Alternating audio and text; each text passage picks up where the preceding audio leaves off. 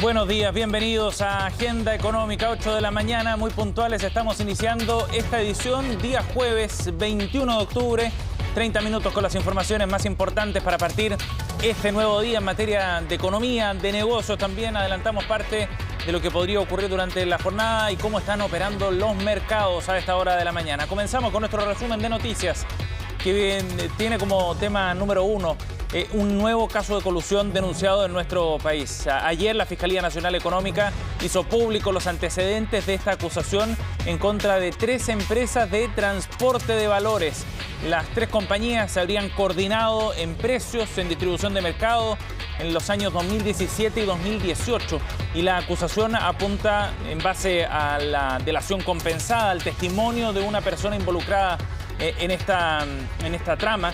Apunta fundamentalmente a una coordinación que permitió beneficios importantes para estas 3 compañías, con un rol muy relevante de altos ejecutivos de cada una de ellas. Las multas que está pidiendo son históricas, 63 millones de dólares es lo que pide la Fiscalía Nacional. Veremos más antecedentes, por supuesto, de este caso denunciado ayer por el ente persecutor. Vamos a estar revisando también más detalles sobre una controversia de larga data que ha tenido varios capítulos bien intensos. El conflicto entre la concesionaria del aeropuerto de Santiago, Nuevo Pudahuel, y el Ministerio de Obras Públicas. Más bien entre la concesionaria y el Estado. Esta acusación respecto a sobrecostos que debía asumir el Estado y no la empresa es lo que llegó hasta las manos del panel técnico de concesiones. Una instancia que busca generar un punto intermedio, una mediación no vinculante, y que ha resuelto rechazar el requerimiento planteado por la empresa y la concesionaria a cargo de la ampliación del aeropuerto de Santiago. Fundamentalmente porque, según los términos del contrato, no corresponde que el Estado se haga cargo de esos sobrecostos. Ya les contamos más información y también los argumentos que ha entregado el panel técnico de concesiones en esta materia. Por otra parte, les contaremos detalles también de una carta que envió la Asociación de AFP, que publica hoy día el diario El Mercurio, y que busca generar nuevos antecedentes y poner también más presión respecto al debate sobre un cuarto retiro de fondos previsionales. Insisten en los efectos negativos que tendría un cuarto retiro de los fondos, lo que significaría esto para el sistema de pensiones, y también en el contexto histórico de lo que ha significado estos retiros hasta ahora. Dicen que ni siquiera en la crisis subprime se vivieron momentos tan estresantes para el sistema como los que se están viendo en estos momentos desde el punto de vista de la liquidación de los activos que manejan las AFP. Ya les contamos más de esta carta enviada por la Asociación Gremial de las Administradoras de Pensiones. Momento de balances también en materia del mercado laboral, en un momento en que pareciera ir recuperándose ya con cierta lentitud en el último mes, pero hay avances importantes en la creación de nuevos empleos.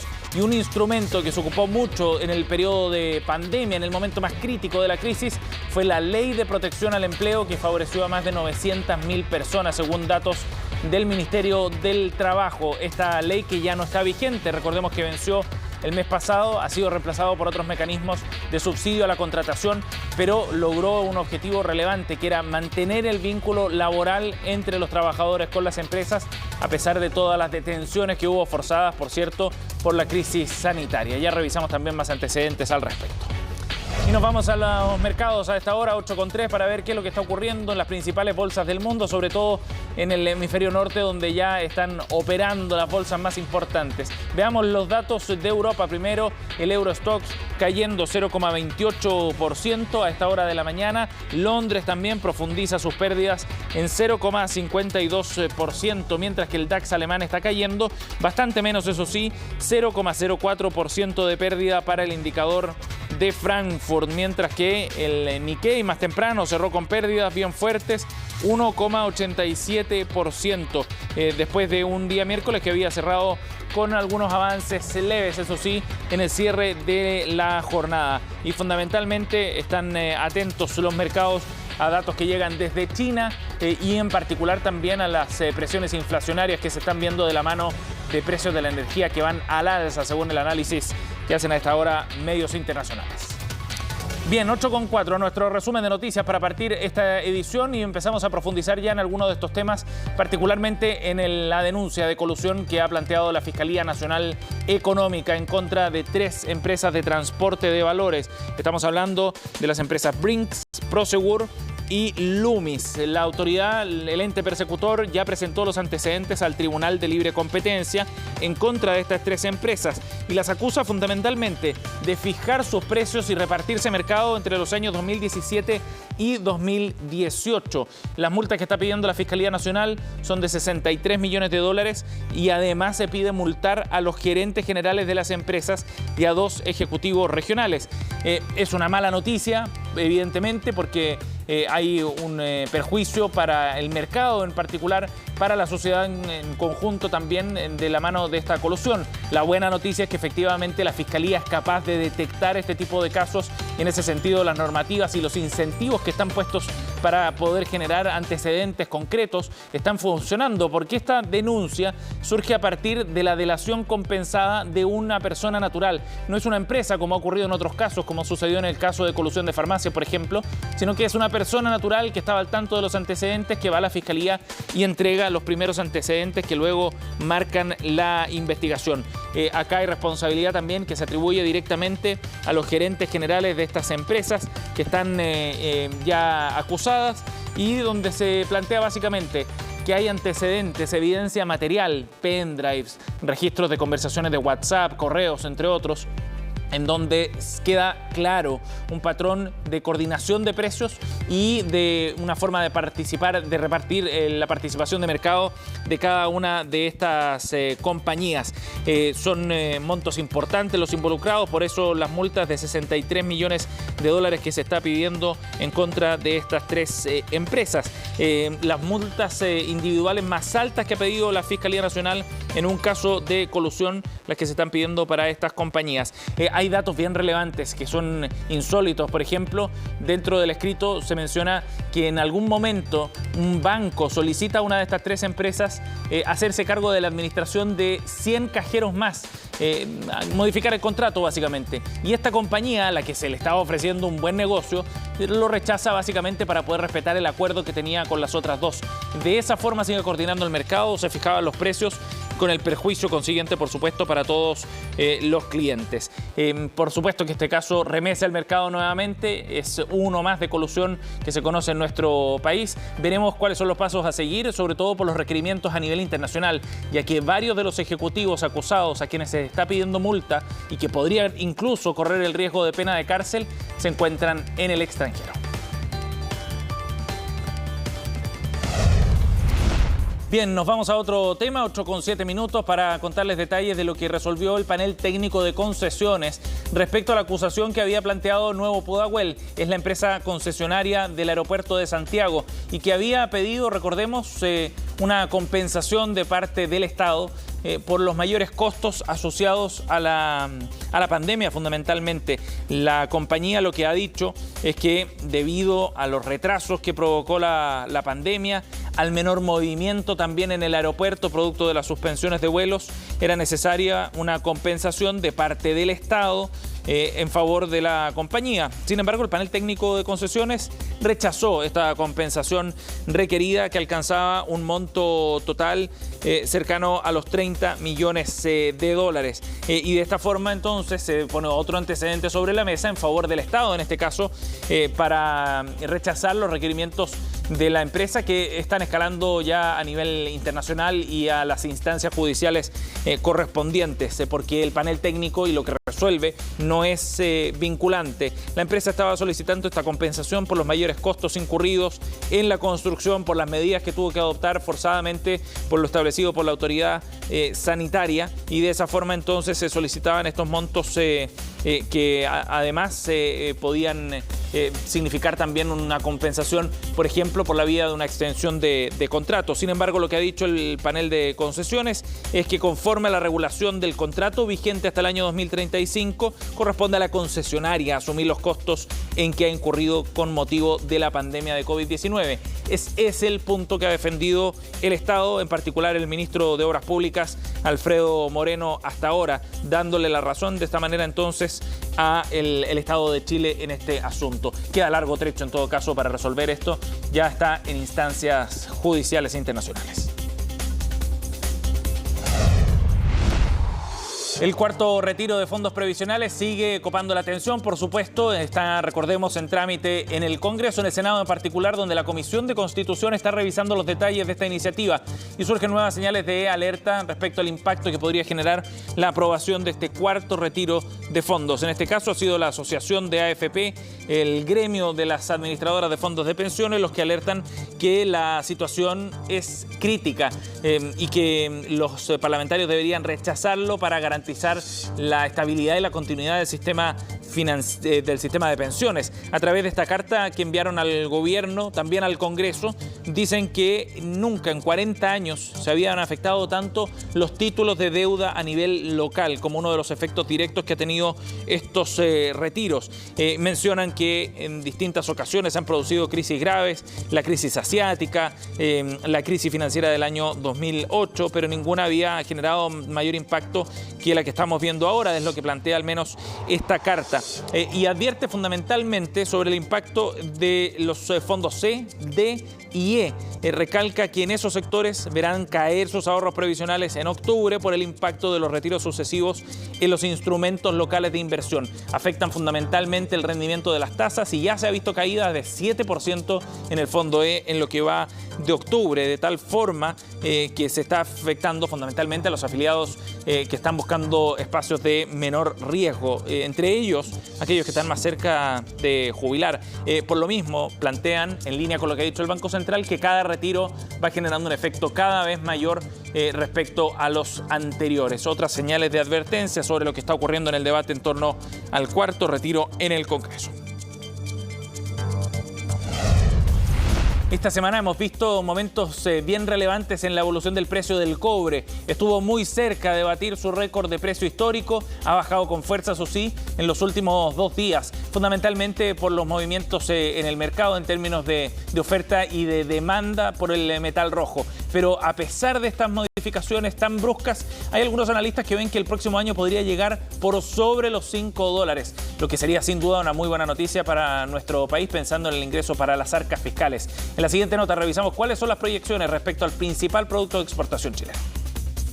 Fue la mayor caída diaria en 7 meses. El precio del cobre tuvo este miércoles un retroceso de más de 4% en la Bolsa de Metales de Londres y cerró en $4,60 la libra. Esto pese a que el martes estuvo a 3 centavos de romper el récord histórico registrado en mayo. Cuando hay precios muy altos, normalmente lo que operan son los factores especulativos, que yo no les llamo técnicos.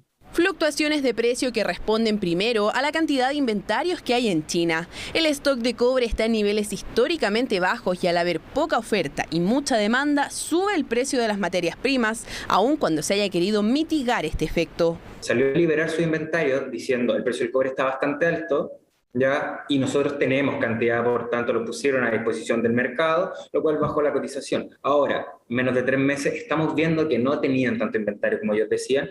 Además, el commodity se ha enfrentado a la crisis energética que vive China y otras naciones de Europa, lo que ha hecho dudar respecto a los niveles de producción que se puedan llegar a tener. Si la economía china está teniendo dificultades de producción por temas de abastecimiento de energía, probablemente se va a reflejar en menores indicadores de crecimiento y de producción industrial en las próximas semanas. Sin embargo, estos factores parecen no ser un obstáculo para el metal rojo. En lo que va del año acumuló un precio promedio de $4,18 la libra, doblando lo registrado en 2020 cuando solo se llegó a $2,67. Todo esto hace pensar a los analistas que si las condiciones actuales se mantienen, es decir, con un bajo stock y una alta demanda, el precio podría incluso llegar a los $5 antes de que finalice el año. Dependería principalmente de las políticas que busca implementar China, porque ellos serían los principales reguladores del precio. El escenario actual sí lo hace muy posible, y de hecho está dentro de las proyecciones que nosotros también manejamos. Perfectamente puede subir otros 13 centavos. No descarto que podamos tener temporalmente, por unos pocos días, precios que están muy cerca de 5, incluso por sobre $5. El valor del metal rojo es volátil y por lo mismo los expertos llaman a la calma. De hecho, la caída de este miércoles se debió a las medidas implementadas por la Bolsa de Metales de Londres para controlarlo. Las medidas que adoptó la Bolsa de Metales de Londres ayer apuntan precisamente a generar una cierta flujo de material que asegure que exista abastecimiento. En el mediano plazo, el cobre sí o sí se mantendrá sobre $4. Es más, el presupuesto de Chile para 2022 está calculado con un precio de $3,11 promedio. Es decir, el fisco tendrá una inyección extra de recursos a través de esa vía. Bien, vamos a ir a otro tema, 8:15 para abordar un asunto de negocios bien relevante de un grupo que está viviendo problemas financieros importantes. Hablamos del grupo Vivo Corp, un grupo inmobiliario que ha logrado alcanzar un acuerdo con sus acreedores para de esta forma someterse a un proceso de reorganización judicial. El holding de parte, o la empresa más bien, miembro del holding del grupo Sayé, a través de un hecho esencial, informó que con el fin de poder solucionar sus problemas financieros, se acogen a esta modalidad con 3 objetivos, dicen. El primero, en continuar con las operaciones comerciales de Vivo Corp y sus filiales. El segundo, pagar el total de los pasivos de la empresa a través de nuevos acuerdos con sus acreedores. Y finalmente, dicen en este escrito, buscan levantar más recursos para los centros comerciales con el fin de financiar eventuales capitales nuevos. La empresa tiene ahora 30 días para presentar una propuesta a sus acreedores y de esa manera entonces tratar de darle viabilidad a esta empresa que posee 4 centros comerciales, además de strip center, sumando más de 250.000 metros cuadrados arrendables a nivel nacional. Bien, 8:16, nos vamos a ir a un corte. Al regreso vamos a estar conversando con la ministra de Transportes, Gloria Hood, para analizar detalles del despliegue de Starlink, el proyecto estrella de Elon Musk, que traerá internet a zonas alejadas a nuestro país. Pausa y volvemos con esto. Bien, estamos de vuelta aquí en Agenda Económica para conocer más detalles del despliegue comercial que ya comienza en Chile de Starlink. Este es el proyecto que ha desarrollado la empresa de Elon Musk a nivel nacional para poder llevar internet satelital con satélites de baja altura a zonas aisladas, a zonas rurales fundamentalmente, y Chile será el primer país en Latinoamérica donde se despliegue esta tecnología. Queremos conversar de este tema, estamos en contacto con la ministra de Transportes y Telecomunicaciones, Gloria Hood. Gracias, ministra, por conversar con nosotros. Buenos días, Sebastián. Buenos días. Muchas gracias por invitarme. Gracias por conversar sobre este tema que genera mucha tensión, mucha tensión porque hay zonas donde efectivamente no está llegando esta tecnología que podrían tener aquí una solución relevante. ¿Por qué es tan importante para nuestro país en el plan que tenemos de infraestructura, de desarrollo de tecnología y de conexión digital, ministra? Es uno de los elementos claves para cerrar la brecha digital, porque en las zonas urbanas más pobladas se puede hacer tendido de fibra óptica y tener conexiones a internet de buena calidad con bastante facilidad. Los proyectos son viables porque hay gran volumen de transferencia de información, así que se justifican y avanzan rápido. Pero en las zonas más alejadas, donde la geografía es muy complicada, las inversiones son muy grandes para llegar con alguna conexión física y la población es pequeña, entonces hay poco volumen de transferencia, cuesta mucho levantar los proyectos de conexión con la misma forma. Por eso hemos hecho un mix, y este mix incluye para esas zonas la conexión satelital, que ha mostrado una gran capacidad, una altísima calidad de la conexión. Hicimos pruebas en Sotomó, en la comuna de Cochamó, 1 hora y media navegando por el estuario de Reloncaví, y funcionó perfectamente en un colegio. Tiene una señal de altísima calidad. Nos conectamos desde allá con el presidente que estaba en Cerro Castillo. Funcionó muy bien y se genera este polo donde las personas además van y hacen transacciones. Ministra, y en ese sentido, ¿cuáles son los términos del acuerdo que hay con Starlink? Ellos tienen una concesión que les permite instalar 5 estaciones base. Desde esas estaciones que están en Caldera, en Coquimbo, en San Clemente, Puerto Saavedra y Puerto Montt, cubren una parte importante del territorio y desde ahí se conecta con una es una grilla, es como una red de satélites que recorren la Tierra y están permanentemente emitiendo las señales.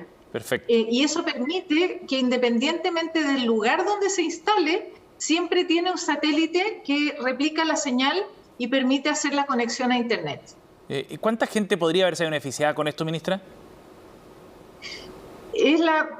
A ver, hay distintos segmentos. Ajá. Algunos que son, por ejemplo, comunidades pequeñas, juntas de vecinos.